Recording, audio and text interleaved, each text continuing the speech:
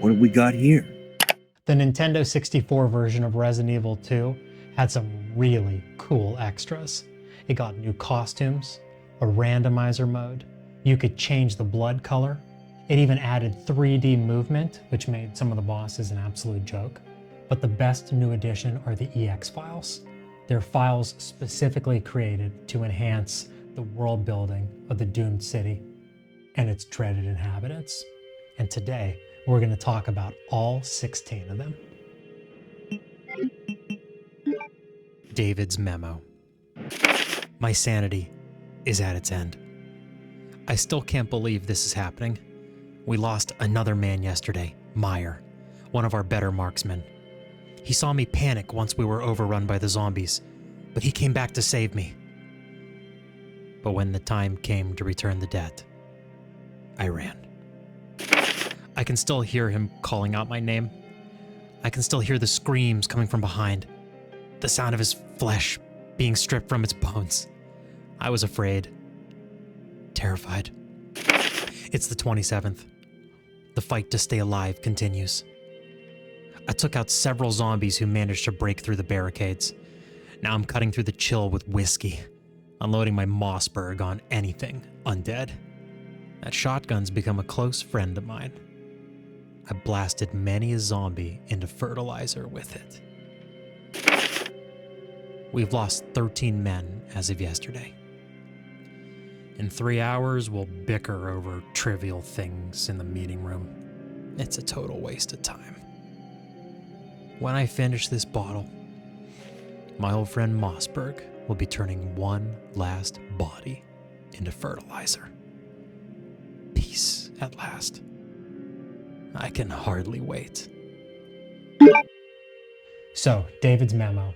I think this is potentially the best file in the entire series of Resident Evil. What do you think? What a heck of a note. Mm-hmm. Right?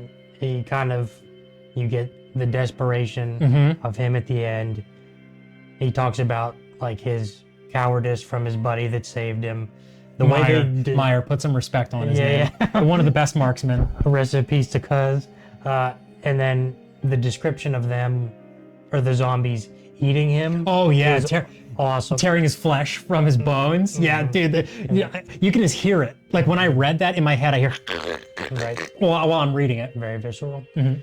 And then to kind of cap it all off, right? Him kind of saying like his shotgun is going to turn one more body into fertilizer. What a cold line. Mm-hmm. Well, just that's another thing that conjures up quite a visual when he talks about his Mossberg, how it's turning the undead into fertilizer. He's, his buckshot, he's blasting them into, he's just vaporizing them with his buckshot blasts from his Mossberg. That is so cool. How about him with the whiskey? Where do you think he got the whiskey? Probably Kendo's gun shop. That man's a dog.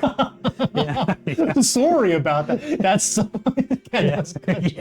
That's so funny. To me, I was thinking he found like Chief Irons had a private stash, or maybe David was in one of those like hard-boiled noir type detective cop types where he always had a flask on him somewhere, and he uncorked his whiskey for this time, A little more plausible than Kendo's gun shop. That's funny though. Yeah. That file, it absolutely has it all. And the fact that he talks about how, in 3 hours they're going to be bickering about some plan that just doesn't even matter. Like he's realistic about how their time is limited. They're absolute goners. They're not going to make it out alive. And he has just the he in his final moments, he just comes to realization about that. He just wants to go out on his own terms. Absolutely amazing file. Brad's note. No! It's that monster in the black suit again! Why does that thing keep chasing me? What did I do? This must be someone's sick idea of a joke. If I knew things were gonna end up like this, I would have left the STARS team a long time ago. But whining won't help me now. I know I'm finished. Oh, in my hometown, Delucia. I bet the flowers are in bloom. If I could only see them once more before I die. Brad Vickers. Brad's note. What stands out to me in this is him calling Nemesis the monster in the black suit. I think that's really cool. Very cool to allude to the 3 that's coming. Yeah, that's interesting, right? The N64 version of Resident Evil 2 came out in 1999, and that was the same year Nemesis came out.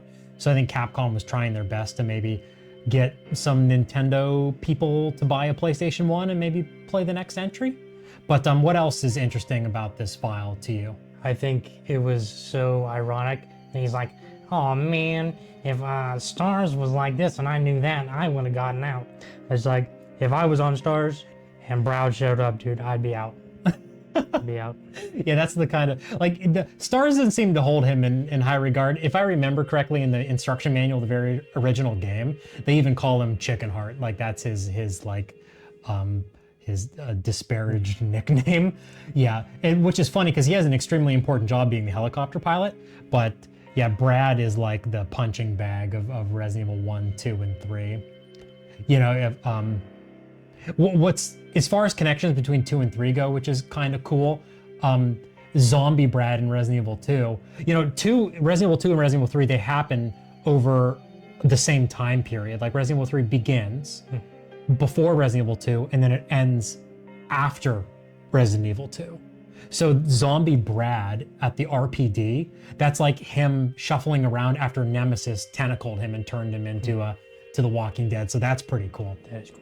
But yeah, that's my favorite part about this file, is him calling Nemesis the monster in By black. far. Yeah, I love that. Chris's report.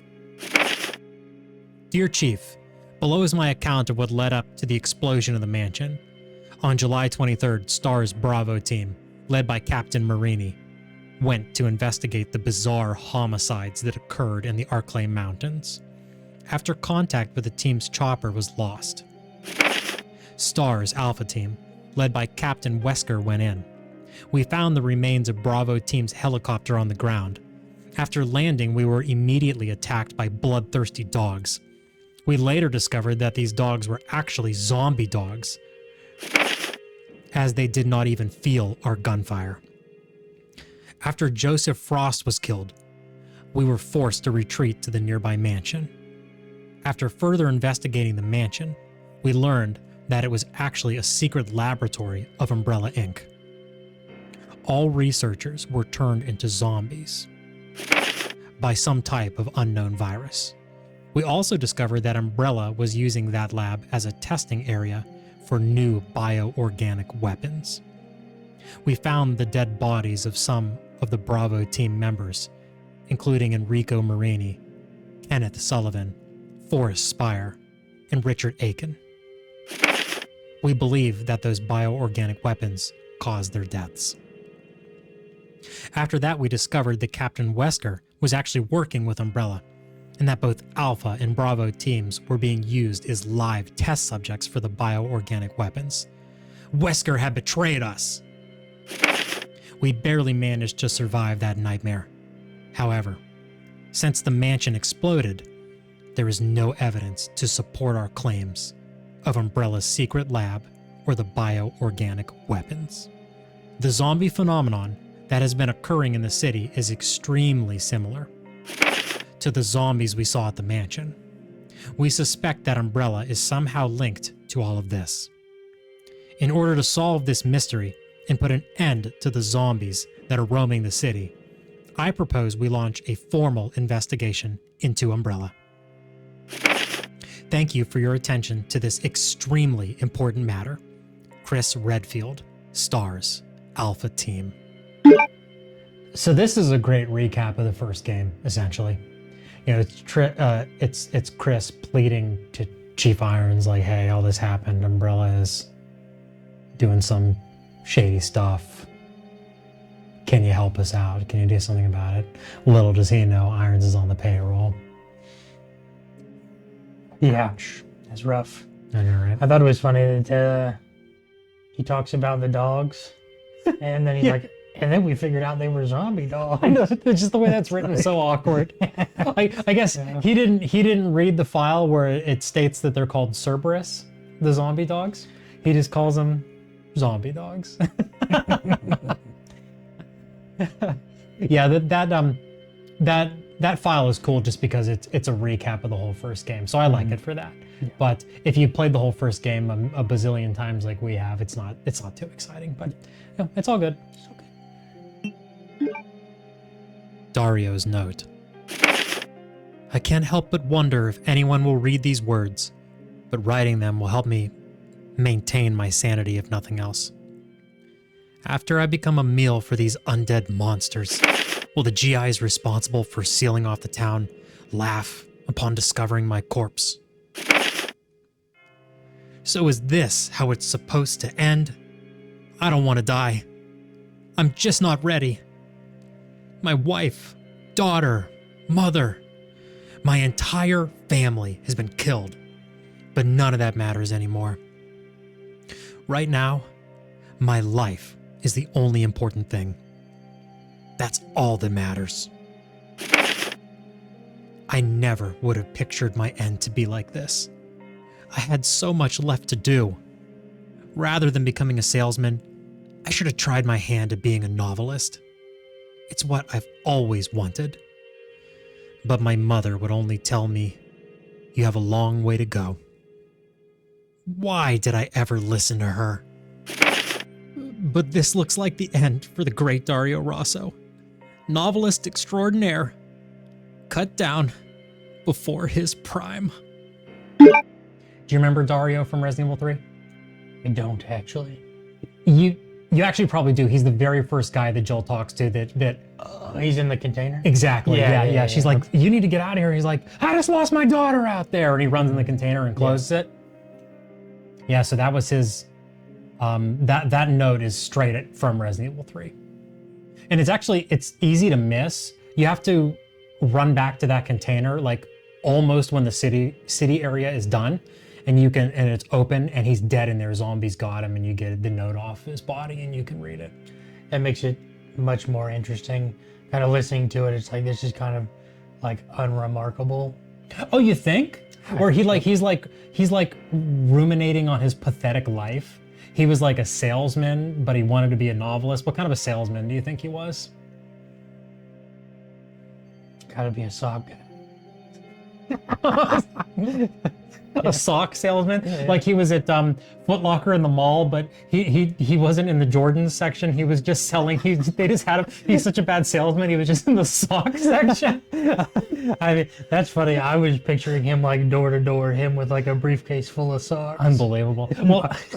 Well, yeah, he shouldn't have listened to his mom. I mean, I imagine that in your final hours, like your mom is dead, your wife is dead, your daughter is dead. You can find his daughter in Resident Evil 3 also. She gets eaten by zombies. It's a missable thing.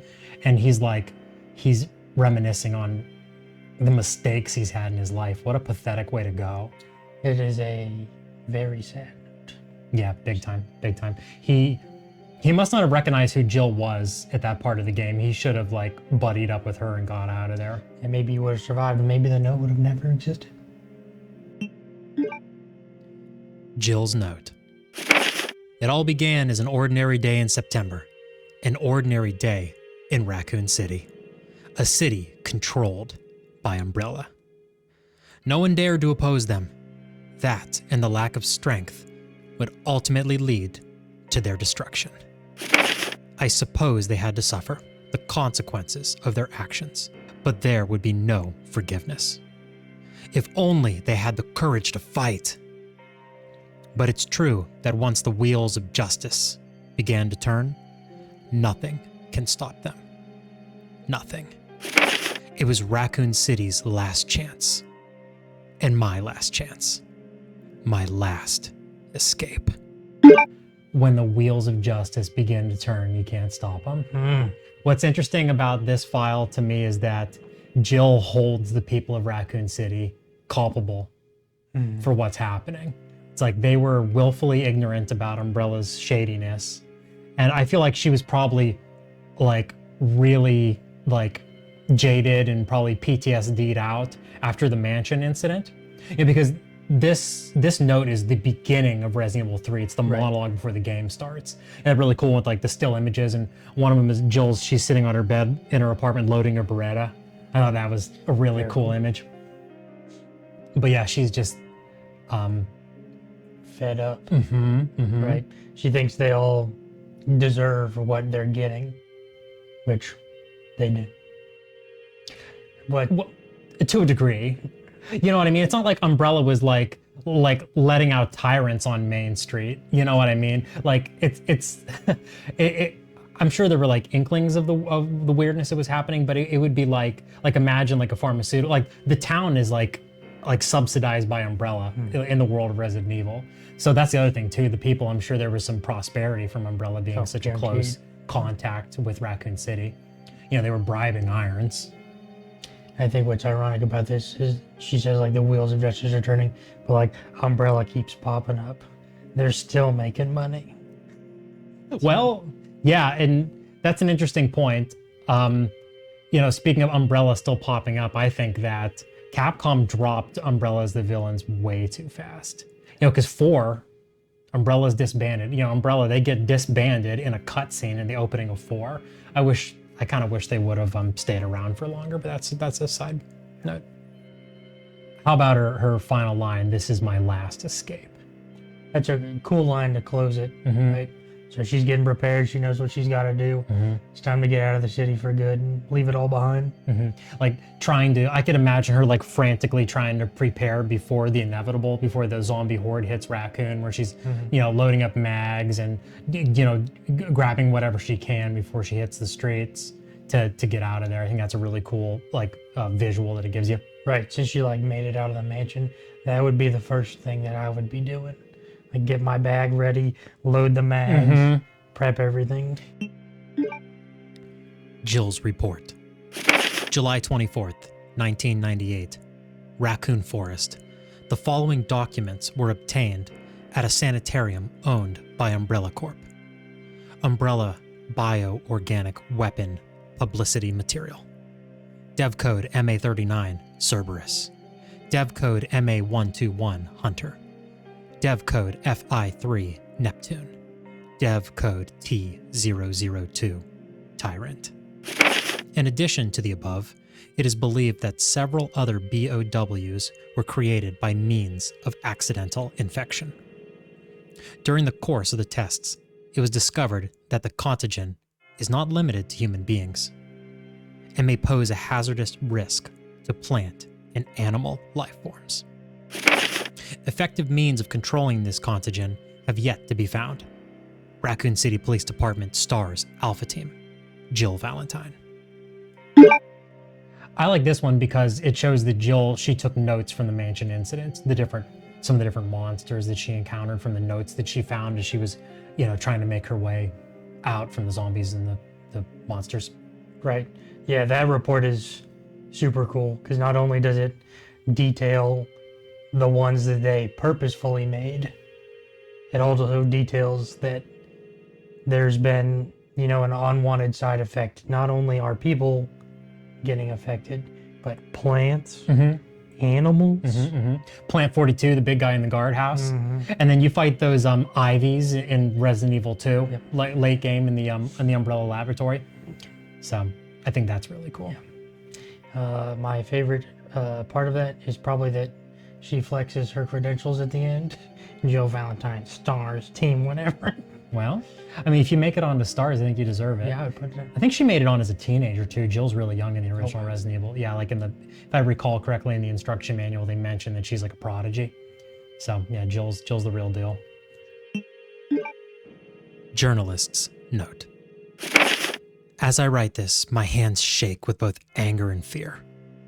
The civilians of the town have been blockaded by the military, and though I sigh for the survivors of the town, I still feel that it's the best decision.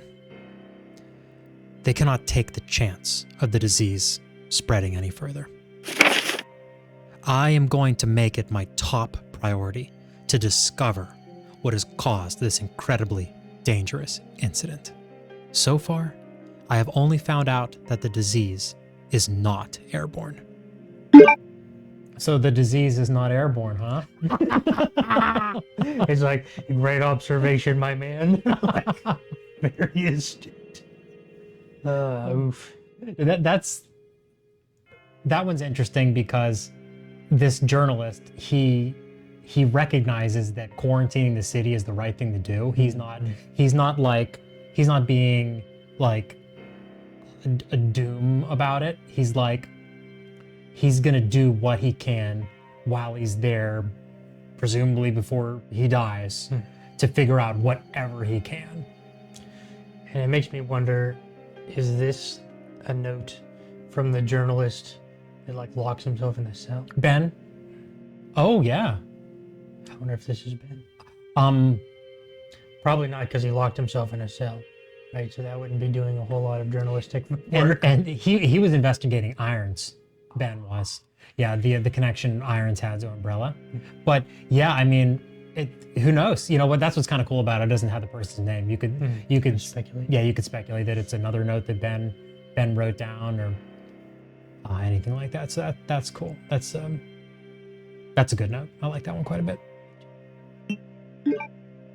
MA121 Progress Report. As a result of the scheduled product improvement plans for the MA120, production of the latest multi-purpose BOW, MA121 Hunter, has been completed. Although the Hunter has demonstrated high performance, exceeding expectations. As a BOW, in the interest of producing improved products with higher levels of usability and enhanced power, Hunter R and additional enhanced BOWs are currently under development. There should be no shortage of practical applications for current products under development. William Birkin. The Hunter, the bane of my existence in RE1. Right. Yeah. The Hunters are such a cool looking enemy. Yeah. Right. They have a great design. Reptilian. But Claws. oh my gosh, they hard to fight. Well, let's more about their design though. They're kind of like mutated. In the first one, they have scales kind of like a crocodile, somewhat. They got a little head. They don't have a snout like a crocodile. And apparently Birkin is working right. They're the bane of your existence, right? They're like the most challenging enemy in Resident Evil 1 by far. And Birkin's trying to make them even more deadly, that bastard. Yeah, that man's a dirty dog. I'm so glad that the Spec Ops team shot him up. Well deserved. Well deserved after making those. But yeah, the no Hunters in Resident Evil 2. Yeah, so it's a strange thing to put this in 2 Resident Evil 2. That's true. Yeah, the Hunter R, what could that be, I wonder? Yeah, they're already so deadly in the first one. And the third one, that's my favorite Hunter, the frog style Hunters in RE3 that come out of the water. I love their design. They're like blue. Yeah. I think they look so cool. See, I prefer the look of RE1 because it's like a frog mixed with a snake, mixed with the talons of a hawk. Mercenaries Log. September 1st, following 6 months of intensive training, my body's edge had returned. I was a good soldier, but they ordered my execution with no reason given. I was tortured and forced to give a false confession. But on the morning of my execution, a miracle happened. The company had helped me out, giving me a second lease on life. September 15th, I ended my vacation short and returned to the HQ office. It looks like my UBCS unit's been called into action. Umbrella maintains its own paramilitary unit to counter corporate terrorism and VIP abduction. In addition, they have nightmen who specialize in handling problems caused by illegal products. I'm currently a member of the latter. September 28th. Dawn's here, but we're still slogging through this nightmare. There are no provisions of any kind here. The undead walk the streets, feeding upon the flesh of the living. Given the choice again, I would rather have been executed. Death Row was a heavenly asylum compared to this place. I've chosen to pull the trigger myself in the hope that my dead body won't come back to life. This file is chock full of lore. It is so cool. Okay, start off the beginning, right? This soldier, he was tortured, forced to give a false confession, he's on death row. But Umbrella scoops him up to make him into a Spec Ops member. So that's a pretty interesting implication, right? Yeah, so Umbrella's already considered nefarious. Now they're picking up what could be conceived as a nefarious person. Desperate people. And they're scooping them up before they're executed, and they're making them into their special forces. Yeah, I think it's cool that he talks about, like, they have kind of the typical, like, protection services. The different branches. And then they got the guys that go out at night. He's like, I'm the ladder. And do some nasty stuff. Yeah, they have their own special. Umbrella's so big that they have a special forces team to combat VIP abductions. That's how serious of a company they are. That they have their own detail. They're worried about abductions. They're such a big deal. Or they're doing such dirty stuff. And it makes you kind of wonder, like, since he talks about, like, what goes on at night. So Umbrella already knows they're making these bioweapons. So theoretically, they're sending these dudes to take care of the bioweapons that aren't playing by the rules or doing what they want. Or people that become knowledgeable about them and they don't want to be. Do some wet work for that kind of stuff. Yeah. And then, kind of to top it all off, this game has, like, the notes have a lot of people that off themselves. Yeah. So it's on brand. Yep. It's bleak. I mean, you know, it's you think of Resident Evil, and one of the first things that comes to mind for me is the cheesy voice acting. Right. It's laughable and it's fun to like to meme about and stuff. But the notes, they tell a completely different story. They were trying to be very serious with these notes, like it's like heavy serious stuff. Which is just really cool.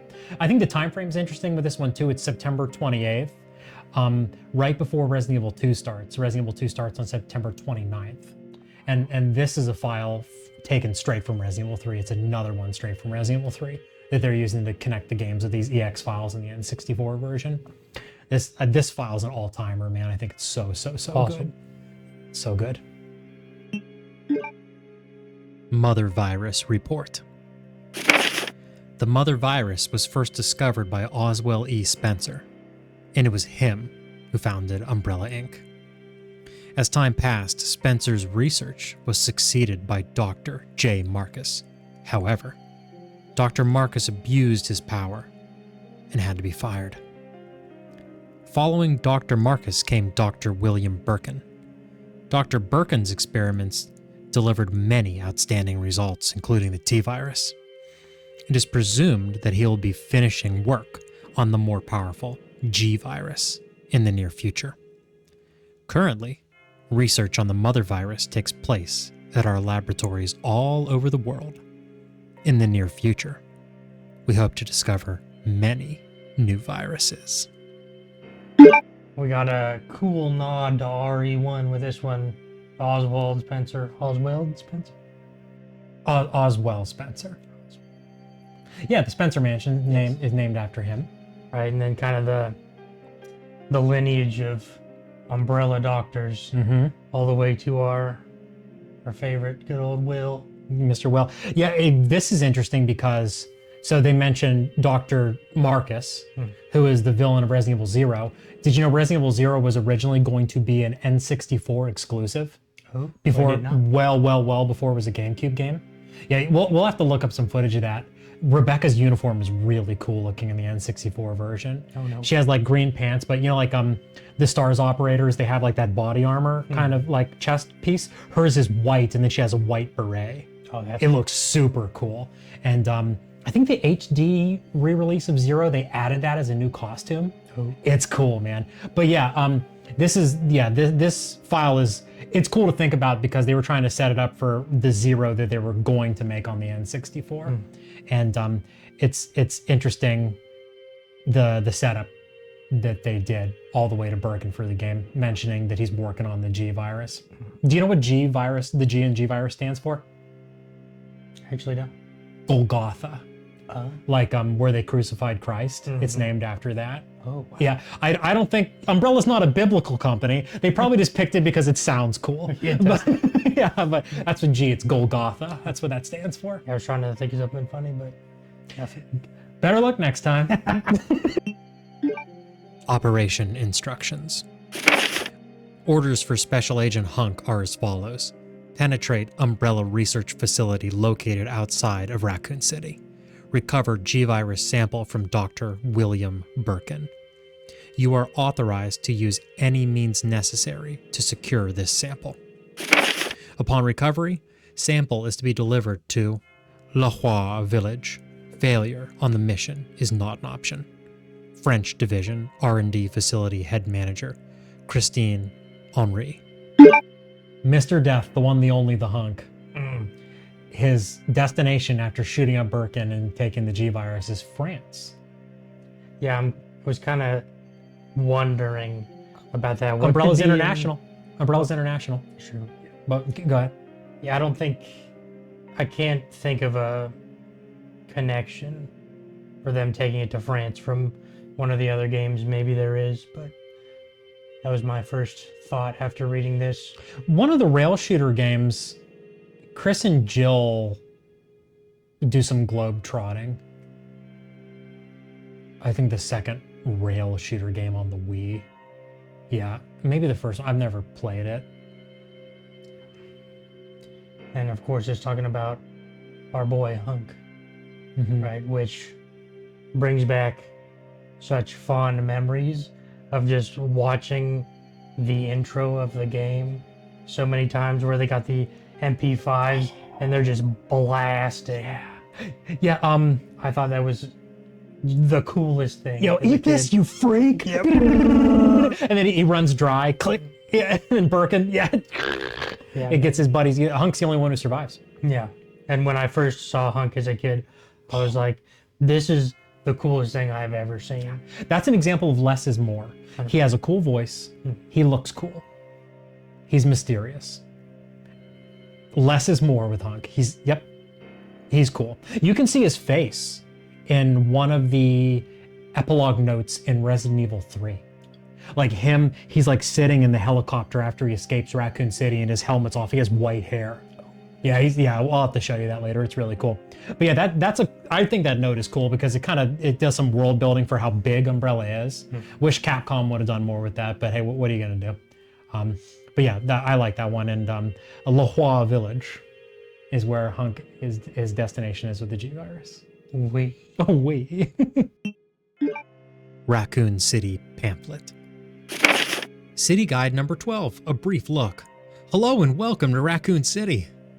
As you will notice, our city is a clean and private town dedicated to families. Raccoon City has partnered with our friends at Umbrella Inc. in order to generate unprecedented growth and stability. Umbrella Inc. is a highly regarded and well-funded corporation that cares about its employees. They have helped to create many public facilities to make this city a safer place for everyone. As we look to the future, I will continue to support Umbrella Inc. in terms of new business developments. Please enjoy your stay in my lovely city. Thank you. Michael Warren, Raccoon City Mayor. I love stuff like this because it sounds so friendly, but it's so sinister. Yeah, it's so corporate, it hurts. Right? Like that's Political. Yeah, exactly what I would think would be the kind of literature that Umbrella and Raccoon City would be putting out to entice people or spin the narrative that way. Yep, the mayor's in Umbrella's pocket. Yep. Michael Warren, you rat. You get to see a statue of Michael Warren in Resident Evil 3. You put like a copper disc in his hand and he flips around and you get the battery from the back of his statue, if you remember. But yeah, that's I love that note just because it's so on the surface it's cheerful, but it's really sinister because he's a a rat, umbrella rat that is in their pocket. It's good stuff. Rebecca's report. On July 23rd, an MP vehicle was found inside the Arklay Mountains. Corpses of MP members and an unidentified body were found near the vehicle. According to the information from military authorities, the unidentified body was identified as former ensign Billy Cohen, who was sentenced to death following a court-martial on July 22nd. While Cohen was on transfer via Navy MP escort, they must have experienced some sort of accident. The corpses were severely mauled, apparently torn apart by unidentified wild animals. The following day, we returned to the location to recover the bodies, but they were nowhere to be found. Military authorities have requested that we hand over Cohen's body as proof of his death. But due to the circumstances described above, it will be a difficult task to recover the corpse. I am requesting that this case be temporarily closed until further notice. Raccoon City Police Department stars Alpha Team, Rebecca Chambers. Another Resident Evil 0 note. Yeah, Capcom was really trying to roll out a PR campaign for that. They had it planned. Mm. Yeah, they had it planned while they were working, I guess, on this port of Resident Evil 2. They were planning 0 on the 64, which is pretty cool. Yeah, I think it would be, I'm trying to put myself back in when this came out. Mm-hmm. We were so excited about Resident Evil. Yeah. To think that there might be another game coming out. That would have been awesome to read these notes. Absolutely. And be getting excited about the new installment. Yeah, 100%. And what's cool is that note kind of recaps it recaps the opening of the game, but where it ends is Rebecca recommending that they kind of let the Billy Cohen situation drop.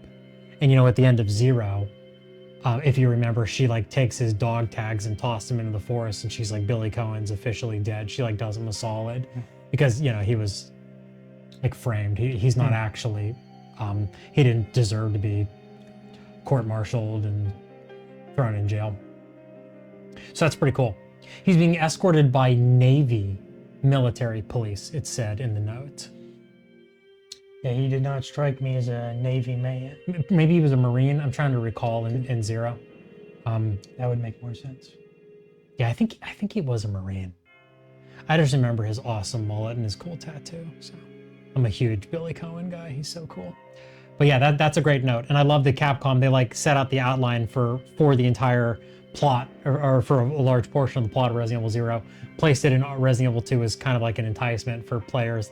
Little do you know, you'd have to wait a very long time to finally play 0 on the GameCube many years later. But yeah, that's really cool. It's good stuff. Yeah, I think when we were talking about this note originally, you had said that 0 had planned to be released for the 64 generation. Yeah, there's gameplay and everything for it.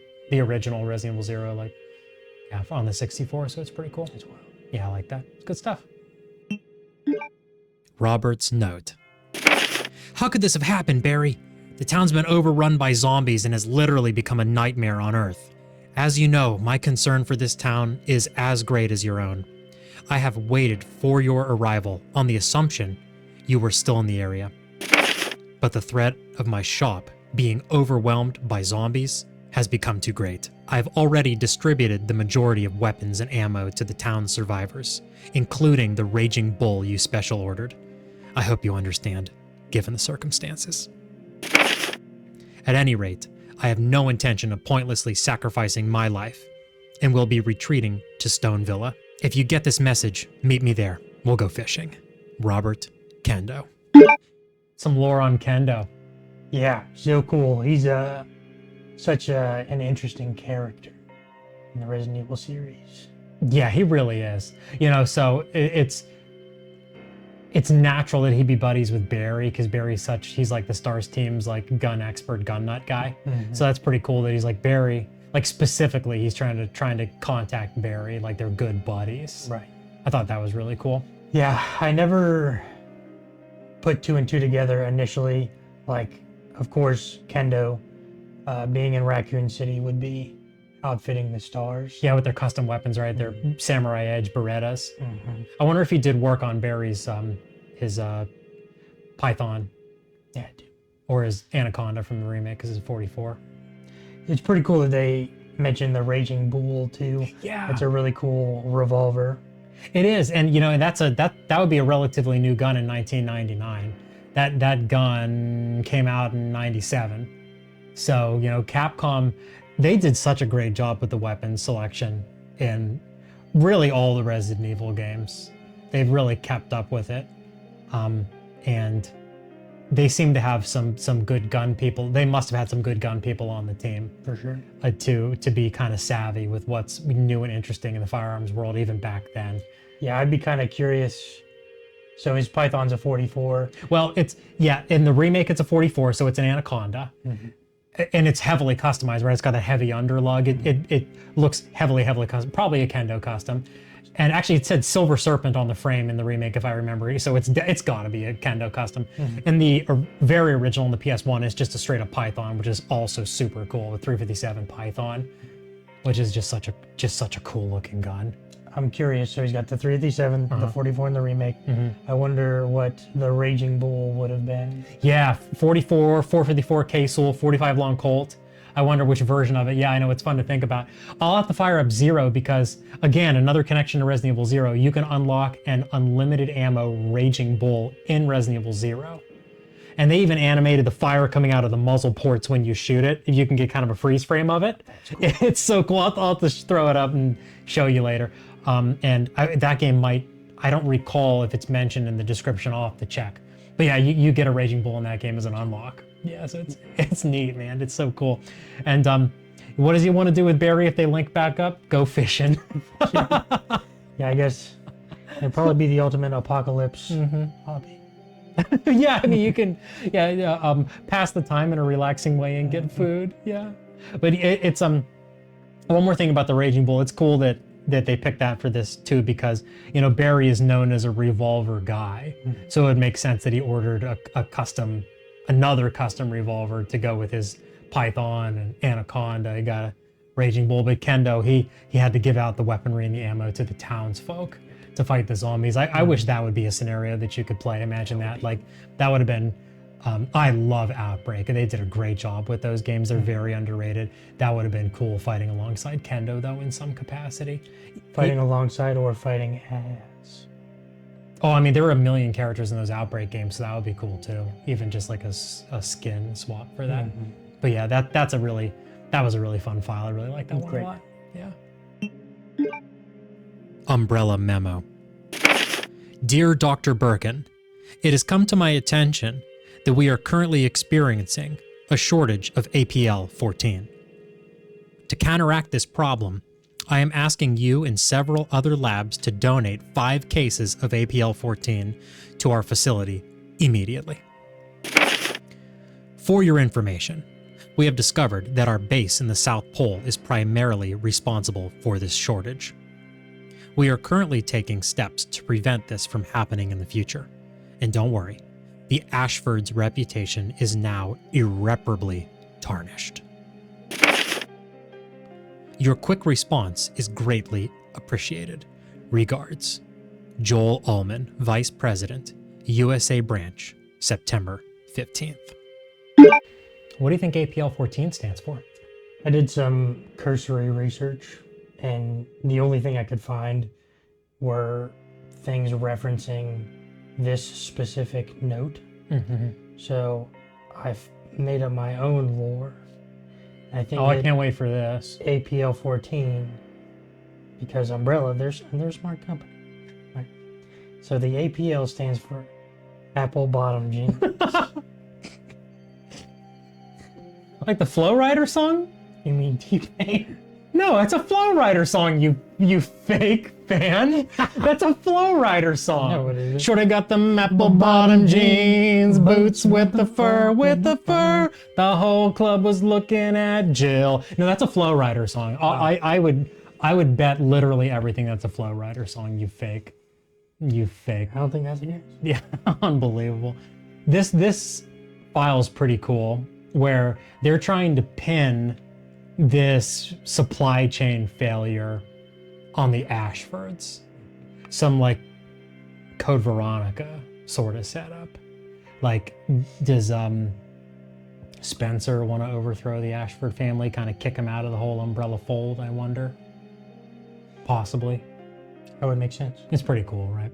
And what was it? The South Pole? They have a Yeah, they have like an evil they have an evil layer in the South Pole. It's great. I love how huge they made Umbrella to be in these old games. It's just really cool.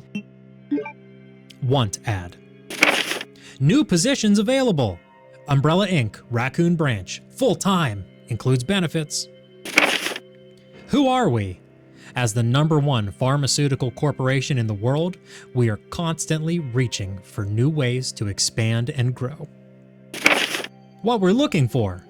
We're looking for healthy, dedicated, and single individuals of any race, religion, or sex. Positions available: sales, service, production, etc.